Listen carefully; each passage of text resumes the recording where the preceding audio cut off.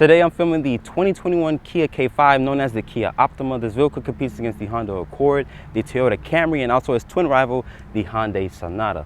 So looking here at the K5, this vehicle has been redesigned for the 2021 model year. As you guys know, you guys are like, what is a K5, aka the Optima? Kia has dropped the Optima name due to the fact that this car was not selling good from the year 2015 to the year 2019, dropping sales by a whopping 40%. So let's get into the review and see how Kia changed up the Optima's legacy.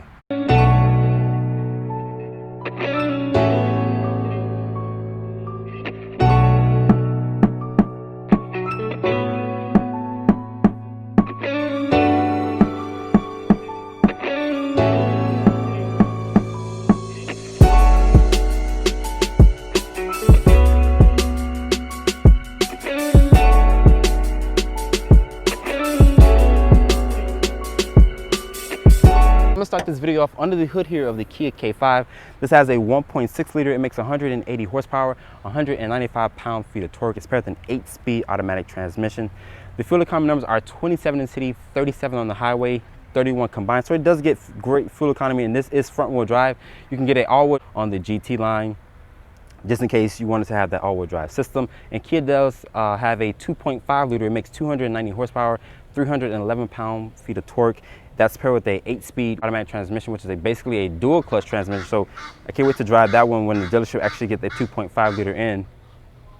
And these geese are interrupting my video, but I'm gonna get back to the review here. But if just in case you want a little bit more horsepower, I would recommend getting that 2.5 liter. That's gonna also be in the Hyundai Sonata inline whenever that vehicle is available in production. But closing the hood here of the K5, looking here at this exterior design, Kia redesigned the Optima, or they renamed it the K5 here. These headlights are going to be a full LED design. Even on their lower trim levels, they're full LED with an LED daytime running light, an LED turn signal, and my tester is missing the fog lights that you get on this on the K5 here. It does have vents here to put an air curtain over the brake, or to put an air curtain over the wheel.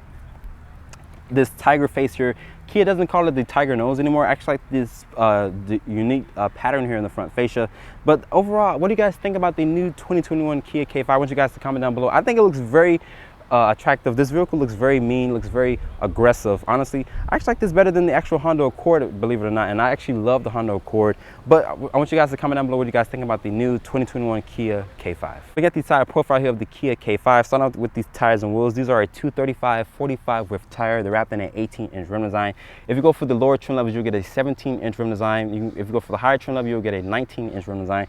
I like the multi-spoke finish here with the alloy and silver finish. 4 disc brakes for all 4 wheels. Your wheelbase is 112.2 with the overall length of 192.1. That's the same length as the Toyota Camry, the Honda Accord, and also its twin rival, the Hyundai Sonata. This does ride on the N3 platform, so it does underpin the Sonata as well. My Tesla does have this panoramic sunroof to let additional light into that cabin, and Kia does make this an actual option. They don't make it standard, so I wish Kia would have made this standard, but you do get a standard sunroof if you don't go for the actual panoramic sunroof here. But the side profile looks really good. It does look like an Audi and a Cadillac at certain angles. There is a floating roof design. It does look like the Kia Stinger here at some point of this vehicle too. But I want you guys to comment down below what do you guys think about the side profile. Like, what does it look like to you? Like I mentioned, it looked like an Audi to me, or a Cadillac, and it does have some Kia Stinger DNA here and there. But let's look at the rear of the Kia K5. Rear of the Kia K5, looking at these taillights, are going to be an LED combination, an LED reverse light, an LED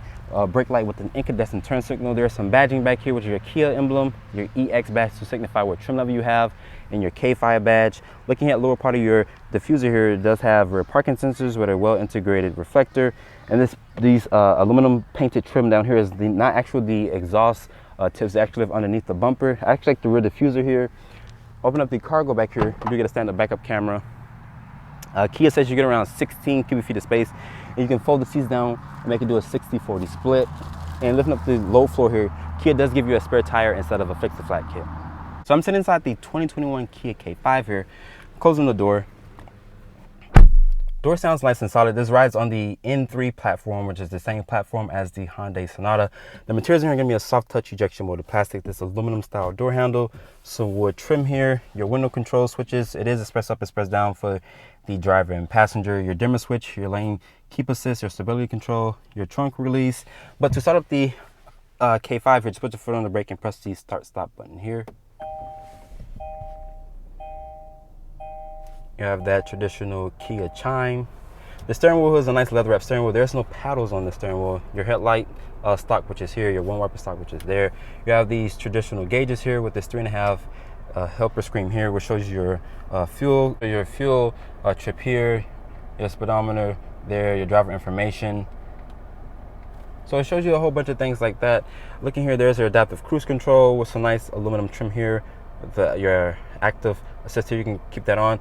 Or when it's white, it's displaying, basically it's not active. When it's green, just like in the Hyundai product, it will keep you in your lanes. It's not gonna ping pong you left or right. There's some nice aluminum style trim here, some wood trim here. This is the 8-inch display. It does have Apple CarPlay, Android Auto, and it's going to be wireless, guys. So this is a first in the full-size family sedan segment here. There's some dedicated buttons there, volume knob, tuning knob here. Going here to menus really quick, as you guys can see, Apple CarPlay, Android Auto, like I mentioned, is wireless, so it's going to be the first in class to get this technology here. Looking down here, there is dual climate control, 2 USB ports here with a 12-volt. You have this shifter here that's out for the Kia Stinger. Putting the K5 into reverse here, there's trajectory with distance markers, rear parking sensors, front and rear. Kicking over here to the left, you do have a sport mode. This does have the 8-speed automatic transmission designed by Kia. There are some hard buttons here for your fan controls, for your front and rear defogger, 2 cup holders here, electronic parking brake, auto hold, your different drive mode selector, which has a smart, custom, normal, and a sport mode. Sport mode here, looking down here, there are 3-level heated seats and cool seats. The cool seats actually blow pretty good. The Honda Accord, I think those seats blow pretty good, but these blow a little bit more air, honestly. There is this wireless charging pad here. The center console is nice and padded. Looking inside, there's additional storage with a 12-volt. These seats in here, they're very comfortable. They're soft. They remind me of the Nissan Zero Gravity seats here, but they feel a little bit more plush. But the Nissan does have one of the best seats in the segment, I'm not gonna lie to you. Those seats are really good. And above me, there's this panoramic sunroof, LED lights throughout the whole entire cabin. This is for the shade and also for your panoramic sunroof controls. You can close that. And Kia does option a 10.5 1/4-inch display head unit here, just in case you wanted to use that. This does have the head unit, which is the UVO head unit. You can show your maintenance, your roadside assistance. You can call the call center there. Going back here to menu, I'm gonna just leave that alone, guys. There's that wood trim here. Part of your dashboard has this nice leather wrap material. Even part of the instrument panel, it's gonna be a hard touch plastic for some reason. I'm not sure why Kia didn't continue with the nice material. And unfortunately, there's no heads-up display on the K5 here. But open up this glove box, it's damp, but it's not lined with felt.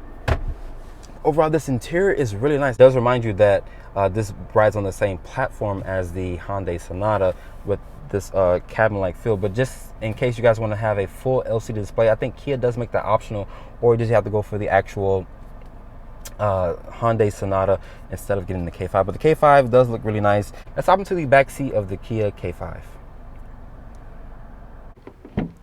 So getting to the back seat of the Kia K5,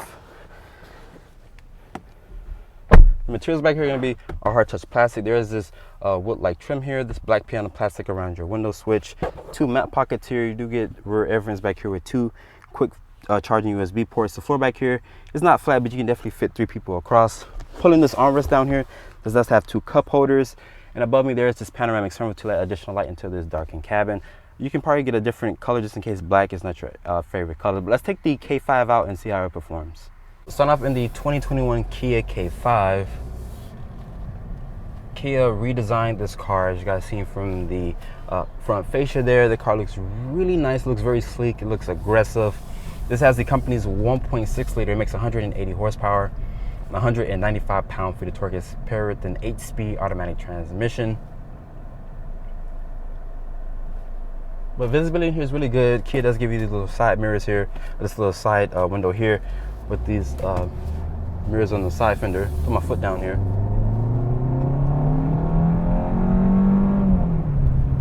The 8-speed automatic transmission does shift pretty good, honestly. It knows when to be in the right gear. But overall, I'm really impressed with the exterior design. This cabin in here looks really nice. Looks a nice modern cabin, nice materials in here. just like in the Honda Sonata. And above me, you guys can see that it does have a panoramic sunroof to let additional light into this darkened cabin. Like I said, the materials are really nice injection molded plastic materials in here. It does have this Apple CarPlay and Android Auto. It's one of the first in the segment. But driving dynamics, this car goes over the bumps just fine. Here in Miami, our roads are very crappy. The suspension feel in here is really good. I wish Kia would have offered paddles on the steering wheel here, but you can just kick it over here to the left here. You can just go through the gears, but honestly, I wouldn't like to do that. I'd rather just use the paddle shifters. Just in case if 180 horsepower is not good enough for you guys, Kia does offer a 2.5 liter, which makes 290 horsepower. It's like 100 horsepower increase, 110 horsepower increase compared to the 1.6 that I'm driving, and it does have 311 pound-feet of torque.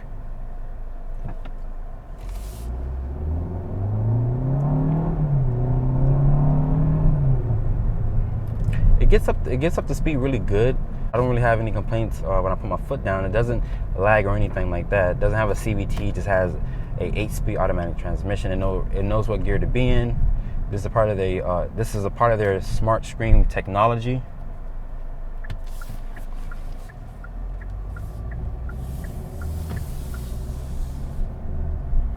The steering wheel does have a nice grip to it. But this car rides really smooth. It rides as smooth as the Honda Accord, and the Honda Accord rides really smooth.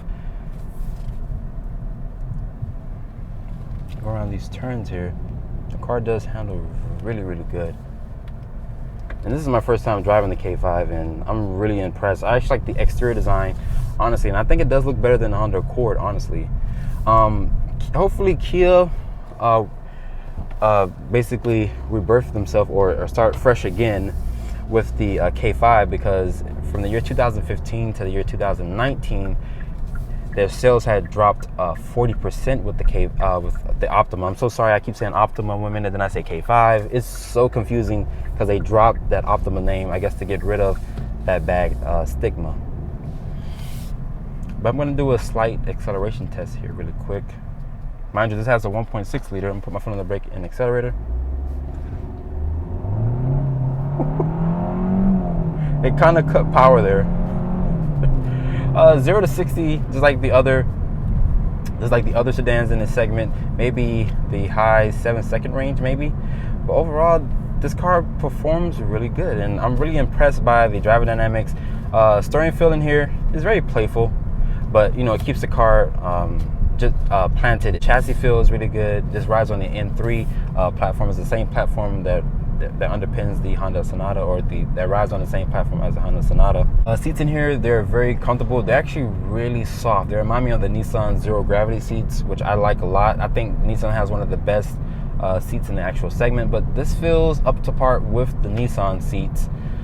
Fuel economy numbers really quick. I'm talking about the fuel economy. It's 27 in the city, 37 on the highway, and 31 combined. Of course, regular gas is recommended to put inside your K5/Optima. What I want to see Kia do is dethrone Toyota and dethrone Honda in sales, because those vehicles sell over 300,000 units every single year. So hopefully with Kia making this a new redesign and put on a new platform, hopefully they get some sales and they end up dethroning the two king of the segment, which is the Honda Accord and the Toyota Camry. So if they do, then Kia has a sell on hand. But I think this should be the car of the year for 2021 because it's new, nice interior, new technology. This does have their standard driver's wise package, which offers an adaptive cruise control with lane steering assist, emergency braking, rear cross traffic alert. So it does come fully loaded with a lot of standard safety features here. I'm on this rough part of this road here, and honestly, I do not feel any bumps, and I'm in normal. If I were to put the car into a smart mode here, it does get a little bit softer. But I'm gonna switch it over to sport. The steering gets a little heavy.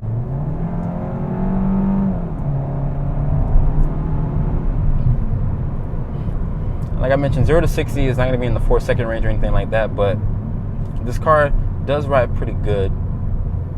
But putting it back into normal and just cruising, this car is going to excel at cruising just like the other cars in the segment. If you want to get a sportier option, like I mentioned, we're coming out with the Sonata Inline, same powertrain, 2.5 liter.